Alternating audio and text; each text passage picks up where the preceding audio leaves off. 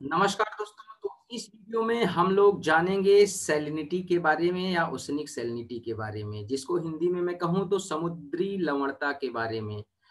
तो अब ये समुद्री लवणता होती क्या है, सबसे पहले देख लेते हैं कि लवणता क्या है। Salinity is the amount of salt dissolved in a body of water, या सिंपल सी भाषा में कहें कि किसी भी पानी के स्रोत में मिश्रित ठोस पदार्थों की मात्रा उस वाटर बॉडी की सैलिनिटी है। तो अब ये सॉलिड मटेरियल में हो क्या सकते हैं, जैसे आपके नमक हो गए, धूल हो गई, मिट्टी हो गई, राख हो गई। ऐसे सॉलिड मटेरियल जाकर के पानी में जब मिलते हैं तो वो पानी जो होता है वो गाढ़ा होने लगता है। धीरे धीरे पानी के अंदर कोई भी चीज घुलेगी तो पानी गाढ़ा हो जाएगा, और गाढ़े होने के साथ उसका खारापन बढ़ता जाता है। तो ये जो सॉलिड मटेरियल उसमें मिलता है, यही उस वाटर की सैलिनिटी हो जाती है या लवणता हो जाती है। तो हिंदी में इसको मैं कहूं तो जल के भार और उसमें मिश्रित लवणीय पदार्थों के अनुपात को लवणता या खारापन कहते हैं। किसी जल के विशेष भार पर उसमें कितनी मात्रा में ठोस पदार्थ मिले हुए हैं, वही उस जल की लवणता है या सैलिनिटी है। ओके। अब जब हम समुद्रों के केस में सैलिनिटी को कैलकुलेट करते हैं तो हम ये देखते हैं कि जो ओशनिक वाटर है, मतलब 1 किलोग्राम ओशनिक वाटर में कितने ग्राम सॉलिड मटेरियल या सॉल्ट्स मिक्स्ड हैं। और जितने ग्राम सॉलिड मटेरियल्स या सॉल्ट्स मिक्स्ड होते हैं वही उस ओशन की सैलिनिटी होती है। तो ओशनिक सैलिनिटी एकदम क्लियर हो गया कि it is total amount of solid materials in grams contained in 1 kilogram of sea water. कुल मिलाकर के 1 किलोग्राम समुद्री पानी में कितने ग्राम ठोस पदार्थों की मात्रा उपस्थित है, वही उस समुद्र की सैलिनिटी या लवणता है। इसको एक्सप्रेस किया जाता है, मतलब इसको रिप्रेजेंट किया जाता है, लिखा जाता है पार्ट्स पर थाउजेंड या ग्राम पर किलोग्राम में, और इंडिकेट किया जाता है इस तरीके से, ऐसे जैसे जैसे हमने लिखा यहाँ पर कि 30 ग्राम, मान लो किसी ओशन में 30 ग्राम सॉल्ट्स प्रेजेंट हैं, तो इसका मतलब कि 1000 ग्राम पानी में 30 ग्राम सॉल्ट्स हैं। तो ये इस तरीके से लिख दिया जाएगा कि इसकी जो मतलब सैलिनिटी है वो 30 पार्ट्स पर 1000 या 30 ग्राम पर किलोग्राम है। तो ये हो गई सैलिनिटी। अब ये सैलिनिटी आती कहाँ से है ओशंस में, ये सबसे बड़ा पॉइंट है। तो सैलिनिटी आ तो कई माध्यमों से सकती है, जैसे मान लो कोई मीटियोराइट गिर गया तो भी आ सकती है, या हवाएं चल रही हैं, धूल उड़ा करके अपने साथ ला करके पानी में मिला दी तो भी आ सकती है, या पानी के अंदर जीव जंतु हैं जो मरते हैं, मरने के बाद सड़ते गलते हैं और पानी के अंदर उनके अवशेष मिल जाते हैं, वो भी ओशन की सैलिनिटी को बढ़ा देते हैं। लेकिन ये सब उतना इम्पैक्ट नहीं करते हैं। सबसे ज्यादा जो सैलिनिटी आती है ओशंस में वो 2 सोर्सेस से आती है। What are the 2 sources? सबसे पहली चीज लैंड से आती है, जो कि रिवर्स के द्वारा आती है। नदियां बहा करके अपने साथ जो अवसाद ले आती हैं, वो अवसाद ओशंस में मिक्स होता है और वो ओशंस की सैलिनिटी को बढ़ा देता है। अवसाद मतलब सेडिमेंट्स, जो भी नदियां अपने साथ कंकड़ पत्थर मिट्टी धूल कीचड़ बहा करके ले आती हैं, वो सब समुद्रों में जा करके गिरता है और वो सब उसकी सैलिनिटी को बढ़ा देता है, ओशंस की सैलिनिटी को इंक्रीज कर देता है। ओके। फिर दूसरा है वॉल्केनिक ऐश, मतलब जब समुद्रों के अंदर ज्वालामुखी उद्गार होता है, ज्वालामुखी फटते हैं, तो वो अपने साथ जब वॉल्केनिक मटेरियल और वॉल्केनिक ऐश ज्वालामुखी राख लेकर के निकलते हैं तो वो भी ओशंस की सैलिनिटी को बढ़ाते हैं। तो ये 2 सबसे महत्वपूर्ण सोर्स हैं जो ओशनिक सैलिनिटी को बढ़ा देते हैं। जो हमारे सारे महासागर हैं, ऑल द ओशंस, उनकी एवरेज सैलिनिटी है 35 पार्ट्स पर 1000। Average salinity of the oceans is 35 parts पर 1000। तो इसको याद रखिएगा। अब आइए देखते हैं कि आइसोहेलाइंस क्या होती हैं। समलवण रेखाएं हिंदी में बोला जाता है। तो आइसोहेलाइंस ऐसी लाइन है जो कि ज्वाइन करती हैं points of equal salinity in an aquatic system. किसी भी पानी के स्रोत में जो मतलब ऐसी जगहें होती हैं, ऐसे स्थान होते हैं जहाँ की सैलिनिटी या लवणता समान होती है।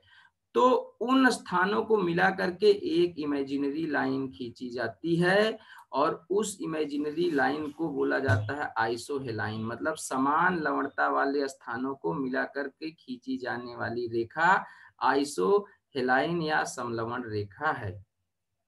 अब जो सैलिनिटी है ये किन किन चीजों को प्रभावित करती है? सबसे पहली चीज तो सैलिनिटी फ्लोरा और फाउना को प्रभावित करती है ओशंस के अंदर।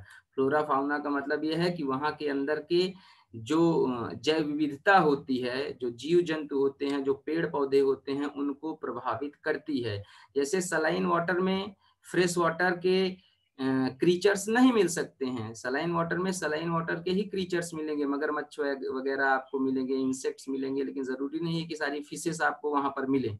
तो ये फ्लोरा एंड फाउना को प्रदर्शित करता है। जैसे मैंग्रोव ट्रीज हैं वो सलाइन वाटर्स में जो है वो ग्रो होते हैं, लेकिन जरूरी नहीं कि नॉर्मल ट्रीज सलाइन वाटर में ग्रो हो, डेड हो जाएंगे वो। तो इस तरीके से ये फ्लोरा फाउना को प्रभावित करती है। उसके साथ साथ ये समुद्रों के तापमान को प्रभावित करती है, धाराओं को प्रभावित करती है, और उसके साथ रेट ऑफ इवेपोरेशन, जो वाष्पीकरण की दर है, उसको प्रभावित करती है। कैसे प्रभावित करती है? जब भी ये सैलिनिटी जो होती है, ज्यादा मात्रा में सॉलिड मटेरियल पानी में मिक्स होते हैं, तो हमेशा ये उसके मेल्टिंग पॉइंट और बॉइलिंग पॉइंट को चेंज करते रहते हैं। तो इस तरीके से जो मेल्टिंग पॉइंट है, द्रवणांक और क्वथनांक जो दोनों हैं वो बदलते रहते हैं इसके कारण से, तो इस तरह यह प्रभावित करती है। जैसे कि अगर ज्यादा सैलिनिटी है पानी में तो वो गर्म होने के लिए ज्यादा टाइम लेगा, क्योंकि जो सॉलिड मटेरियल मिक्स हैं वो भी तो एनर्जी को मतलब लेते हैं, ऊष्मा लेते हैं, तो ज्यादा टाइम लगता है। High saline water takes more time to boil and more time to freeze, और उसको जमने के लिए भी ज्यादा टाइम लगता है। तो हाई सैलिनिटी रहेगी तो ज्यादा देर में पानी गर्म होगा, ज्यादा देर में पानी जमेगा। तो इस तरह ये प्रभावित करता है हमेशा रेट ऑफ इवेपोरेशन को, और मेल्टिंग पॉइंट को इंक्रीज कर देता है, डिक्रीज कर देता है। तो ये इंपॉर्टेंट चीजें थी। अब आइए देखते हैं कि जो सैलिनिटी है हमारे जो ओशंस में जो सॉल्ट मटेरियल्स हैं वो किस मात्रा में उपस्थित हैं। तो यहाँ पर अब आप देख सकते हैं इस टेबल में बना हुआ है कि किस मात्रा में जो ओशनिक साल्ट्स हैं वो प्रेजेंट हैं सारे ओशंस में मिला करके। चैलेंजर एक्सपेडिशन एक हुआ था, या चैलेंजर अभियान, जिसको कराया था रॉयल ब्रिटिश नेवी ने एटलांटिक ओशन में। और उस रॉयल ब्रिटिश नेवी ने जब ये एक्सपेडिशन किया तो पाया कि there are around 47 kind of salts present in the ocean. 47 प्रकार के सॉल्ट हैं या लवण हैं जो समुद्रों में उपस्थित हैं, लेकिन उनमें से कुछ की मात्रा काफी ज्यादा है और कुछ की मात्रा बहुत ही नेग्लिजिबल टाइप से है। तो इस एक्सपीडिशन ने, इस अभियान ने 7 मेजर सॉल्ट्स को डिमार्केट किया, बताया कि ये 7 सॉल्ट्स हैं जो सबसे ज्यादा ओशंस में प्रेजेंट हैं। अब इससे क्वेश्चन कैसे आता है भाई साहब, ऐसे दे देंगे, इसका सीक्वेंसिंग करने के लिए दे देंगे, या इसको मिलाने के लिए दे देंगे कि कौन किस परसेंटेज में प्रेजेंट है। तो इसलिए जरूर से जरूर इनको याद रखिएगा। तो जो सबसे ज्यादा मात्रा में सॉल्ट ओशंस में मिलता है, जैसे आपको पता है कि गांधी जी ने नमक आंदोलन चलाया था, है ना? कब चलाया था मुझे कमेंट बॉक्स में कमेंट करके बताइए। तो जो सॉल्ट मूवमेंट चला था वो किस लिए चला था कि ओशंस से हम सॉल्ट निकालेंगे। सॉल्ट पर भी ब्रिटिशर्स ने टैक्स लगाना शुरू कर दिया था। तो भाई नमक जो है वो साधारण आदमी की जरूरत है। बिना नमक के खाना खा पाएंगे क्या? मसाले के चल जाएगा, लेकिन नमक के जिंदगी बेकार हो जाएगी। तो नमक जो है वो समुद्रों में सबसे ज्यादा होता है।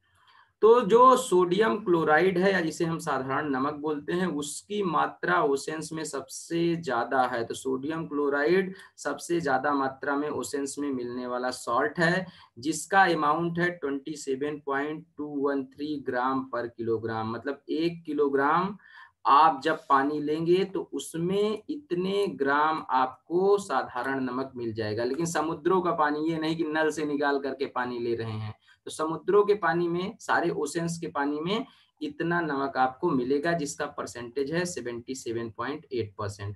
मतलब सबसे ज्यादा एक स्टेटमेंट आपको मिल जाए कि सोडियम क्लोराइड ओशंस में पाया जाने, सबसे ज्यादा मात्रा में पाया जाने वाला सॉल्ट है, तो बात एकदम सही है। इसके बाद दूसरे नंबर पे मिलता है मैग्नीशियम क्लोराइड, जो कि है 3.8 ग्राम पर किलोग्राम, 10% है। फिर है आपका मैग्नीशियम सल्फेट, आप देख सकते हैं कि ये लगभग 1.6 ग्राम पर किलोग्राम है, कितना परसेंटेज है, 4.7%। ऐसे ही calcium sulphate 3.6%, potassium sulphate 2.5%, calcium carbonate 0.3%, magnesium bromide आपका जो है वो 0.3% के अराउंड है। और टोटल मिला करके ये जो सॉल्ट्स हैं सब मिला करके बनते हैं 35 पार्ट्स पर थाउजेंड या 35 ग्राम पर किलोग्राम, जो कि क्या है, it is average salinity of the oceans. तो इस पॉइंट को याद रखिएगा कि what is average salinity of all the oceans. ठीक है, इनका परसेंटेज कितना कितना है इसको भी याद रखिएगा, और इससे रिलेटेड आपको बहुत सारे क्वेश्चन मिलते हैं। अब मैंने बताया कि साधारण नमक जो है वो, या सोडियम क्लोराइड ओशंस में सबसे ज्यादा मिलता है। अब आप सोचिए कितना सोडियम क्लोराइड ओशंस में प्रेजेंट होगा, तो लगभग 38,000 खरब टन सोडियम क्लोराइड हमारे ओशंस में है। तो इस तरीके से ये सारे के सारे सॉल्ट्स थे जो हमारे ओशंस में प्रेजेंट हैं। आज के लिए इतना ही। नेक्स्ट वीडियो में हम लोग देखते हैं कि कौन कौन सी वाटर बॉडीज हैं वर्ल्ड की जो मोस्ट सलाइन वाटर बॉडीज हैं, और कौन कौन सी चीजें हैं जो सैलिनिटी को प्रभावित करती हैं, जिनसे रिलेटेड मेंस में बहुत सारा क्वेश्चन पूछा जाता है, या यूजीसी नेट के एग्जाम में बहुत सारा क्वेश्चन पूछा जाता है। तो आज का वीडियो यहीं एंड करते हैं। अगर मेरा वीडियो अच्छा लगे तो इसको और लोगों तक पहुंचाइए, लाइक करिए, सब्सक्राइब करिए, शेयर करिए, और नोटिफिकेशन बेल को भी दबा दीजिएगा, जिससे आपको मेरे वीडियोस के अपडेट्स मिलते रहें। Thank you very much.